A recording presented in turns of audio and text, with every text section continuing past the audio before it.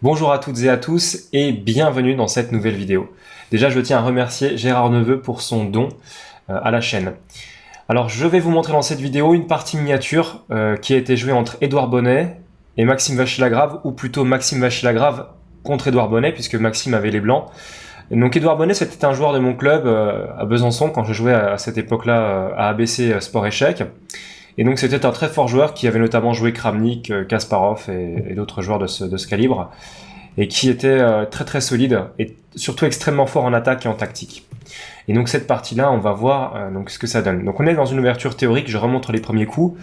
E4, C5, cavalier C3, E6, G3, D5. Donc c'est une B23, une défense sicilienne, variante fermée, défense de Korchnoi. Donc avec le fianchetto et donc le fou qui vient sur G2. Alors D4 est joué, et déjà là, on a un petit souci. Alors, cavalier C2 n'est pas très très bon, il peut être joué, mais c'est litigieux, ou cavalier B1. Ok, semble un peu meilleur. L'idée c'est de cavalier B1, on pourra peut-être jouer D3 et recycler le cavalier. Le problème c'est qu'en fait il y a D3 tout de suite. Dans ce cas-là, les blancs peuvent quand même jouer cavalier F3 et s'en sortir. On va voir ce qui s'est passé dans la partie après donc D4, qui attaque ce cavalier. Le cavalier qui doit partir, donc qui vient sur E2. Et dans cette variante-là, cavalier C6, joué par Édouard, tout simplement pour contrôler la case 5, activer une pièce, et menacer finalement de jouer D3 et d'activer ce cavalier vers l'intermédiaire de cavalier D4.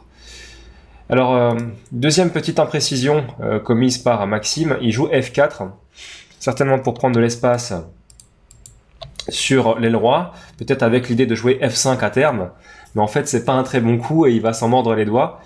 Il aurait peut-être dû jouer simplement D3 et essayer de s'en sortir comme ça avec un plan cavalier F3 petit roc.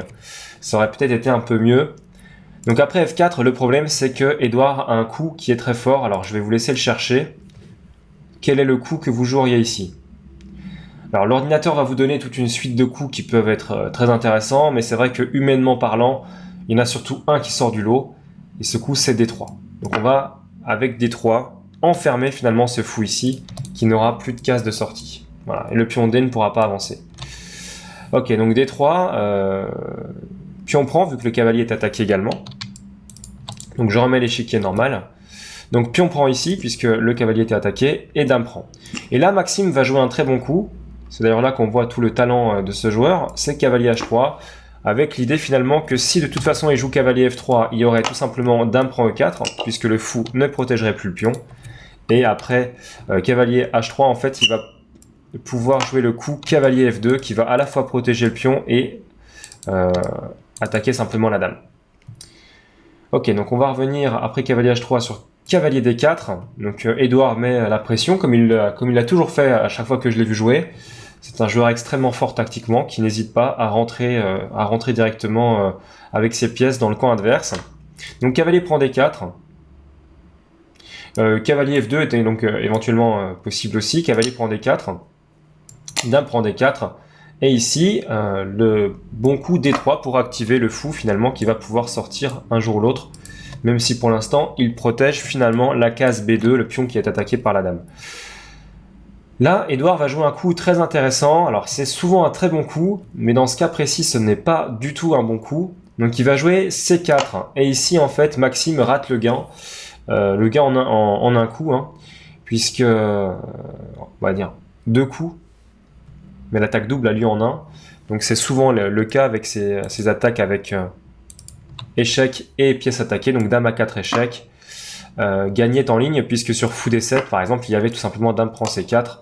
Et tout était protégé et on avait simplement un pion de plus et on était dans une bonne position.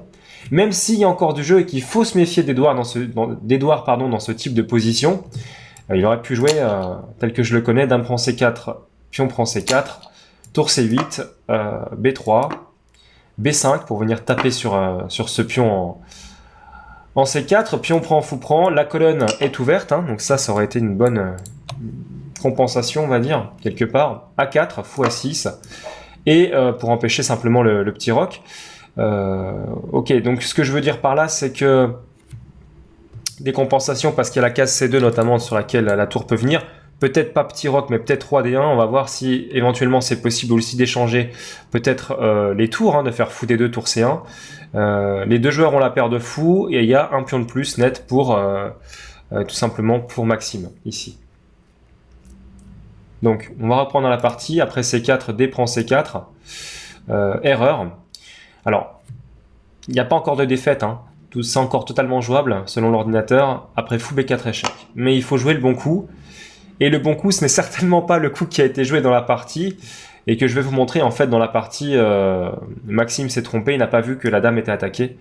Il a joué roi F1 et après roi F1, tout simplement dame prend D1. Et oui, la dame est perdue. Elle n'est plus protégée, donc abandon finalement de Maxime ici. Ok, mais ce qui était intéressant, c'était de voir la bonne suite. Alors il y avait la mauvaise suite qui était fou D2. Donc là, je vous laisse chercher le gain pour les noirs dans cette position et je suis absolument certain qu'Edouard l'aurait trouvé. Et bien dame E3 tout simplement. Alors là, deux variantes, soit le roi part et on prend directement sur D2, soit dame E2 et on prend d'abord ici, c'est cloué parce que la dame cloue finalement son homologue sur E2, le roi part peut-être sur D1, dame prend dame, roi prend, fou A5 et on a simplement une pièce de plus avec les noirs ici. D'accord, donc il fallait vraiment se méfier de ce coup, mais simplement en fait ici, après fou B4, il y avait un bon coup, c'était tout simplement roi E2. Et ça paraît complètement dingue, mais c'était le coup. Et sur dame prend C4, échec, donc on voit que la dame met échec, il y avait tout simplement dame D3. Et la position est équilibrée, les blancs se sont bien défendus, ils vont pouvoir activer leurs pièces, il y a une paire de fous chacun, c'est très équilibré. La structure est vraiment similaire. Voilà donc ce qu'on pouvait dire sur cette partie, une partie assez incroyable dans laquelle finalement Édouard Bonnet a très rapidement pris le dessus sur Maxime. Alors il ne faut pas non plus en faire une généralité. On peut, si vous voulez, regarder une autre partie finalement d'Édouard. Alors on va essayer de voir justement ce qui peut se passer dans la partie suivante, qui est une partie qui s'est jouée en Espagne en 2001, le 22 octobre 2001, l'Odyssée de l'espace, et en fait un gain donc en quelques 22 coups, donc c'est pas une miniature parce que c'est au-dessus de 20 coups, mais il jouait donc Alberto González Merino qui avait les blancs, et Édouard avait tout simplement les noirs. Donc on va pouvoir mettre cette position ici, et voir ce qui s'est passé. Donc D4, D5, alors ceux qui ne le savent peut-être pas, mais Édouard était assez familier finalement de ces ouvertures de type slave ou semi-slave. Donc C4, C6, cavalier F3, cavalier F6, cavalier C3, E6, donc là on a la formation typique, hein. Fou G5. Ok, donc D prend C4 avec l'idée B5, mais les blancs peuvent jouer E4, voilà, c'est ça le truc. E4 et E5 va arriver. Ok, donc ici E4, B5, E5, et là, il y a toujours un coup finalement qu'on doit jouer avec les noirs quand E5 est joué. Je vais vous demander quel est ce coup, pardon. Donc ce coup c'est H6, voilà. Donc ça tombe bien, on va rester du côté des noirs, puisque c'est ce camp-là qui nous intéresse particulièrement. Fou H4, G5, et ici, après G5, les blancs vont sacrifier le cavalier. Puis on prend fou prend. Et après fou prend, cavalier BD7 pour pouvoir récupérer le pion. D'accord? Bon, c'est assez compliqué, mais en gros, c'est ça l'idée. Donc E prend F6, on reprend pas tout de suite, on a le temps, entre guillemets. Alors là, il peut y avoir des coups comme B4 qui peuvent arriver de temps à autre. Dans cette partie-là, c'est fou B7 qui a été joué par Édouard. Et après donc G3, point intéressant, puisqu'on voit que le fou tape finalement directement sur cette diagonale sur laquelle se termine finalement dans le coin la tour blanche. C5 donc pour attaquer justement cette diagonale et menacer la prise aussi sur la case D4. Et après donc D5 pour fermer le jeu joué par les blancs, cavalier prend F6 finalement, avec l'idée peut-être de reprendre sur la case D5. Donc fou G2, fou E7 pour déclouer le cavalier. Donc il ne peut pas y avoir de prise sur E6, parce que s'il y avait une prise sur E6, il y aurait fou prend sur G2 tout simplement, suivi de tour prend probablement sur H2, donc c'est pas possible. Donc petit roc joué par les blancs, et cavalier prend D5. Donc on a une superbe position avec les noirs ici. Fou prend E7, et je vous demande quel est le coup d'Edouard dans cette position, et je vais chercher si l'ordinateur, voilà, l'ordinateur aurait joué exactement le même coup. Donc c'est un coup à la Karpov, hein, pour ceux qui connaissent. C'est un coup extraordinaire. Et ce coup, c'est roi prend E7. Parce que la dame est bien placée. Parce que finalement, le roi ne va pas faire petit roc, donc il n'y a pas de menace sur les cases noires, vu qu'il n'y a pas de fou de cases noires. Il n'y a pas de pièces qui peuvent vraiment attaquer tout de suite. On ne veut pas lâcher la case D5, donc roi prend est tout à fait logique ici. Cavalier prend B5. Et alors là, je vais vous demander de trouver une suite, comme l'a trouvé Edouard, qui va finalement mettre un terme à cette partie.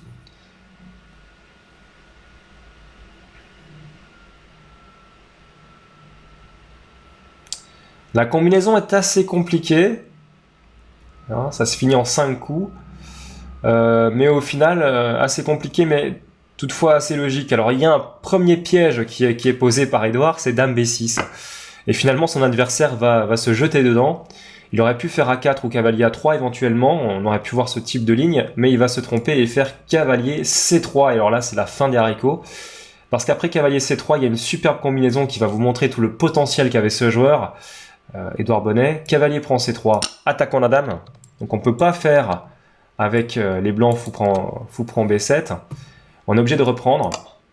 Fou prend G2, roi prend. Et ici, le coup tout simple dame B7 qui est très vicieux. Alors évidemment, il faut jouer F3. Hein, c'est sûr que c'est le meilleur coup.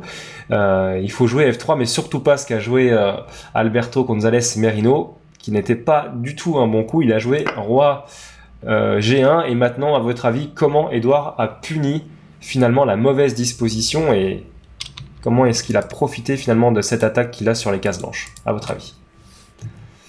Eh bien oui, c'est bien le coup auquel vous pensez. Tour prend H2. Tour prend H2, et Merino va abandonner après F3 ici. Bon, les tours vont doubler, ça va être complètement perdant. Mais l'idée, c'est que si le roi prend, il y a mat en 2 coups, enfin 3 coups. Tour 1. H8 échec, dame ici, donc un coup. 2 coups, roi ici, suivi de tour ou dame sur la case H1, qui va donner donc le mat final. Voilà. Donc c'était un peu pour vous montrer le potentiel de ce joueur, Edouard Bonnet. Voilà, cette vidéo arrive à sa fin. J'espère qu'elle vous a plu. Donc si c'est le cas, n'hésitez pas à laisser un petit pouce vers le haut ou un petit commentaire, ça fait toujours plaisir. Donc je voulais montrer que même les plus grands, comme Maxime Vachier-Lagrave, ont pu perdre des parties, et parfois dans les pires conditions, parce que donner une dame en un coup, c'est vraiment en partie lente assez cruel, on va dire.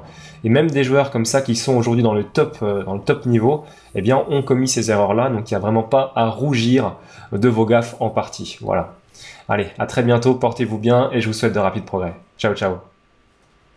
Donc en bonus de cette vidéo, je voulais juste vous rajouter un début de partie entre Gata Kamsky et Anatoly Karpov.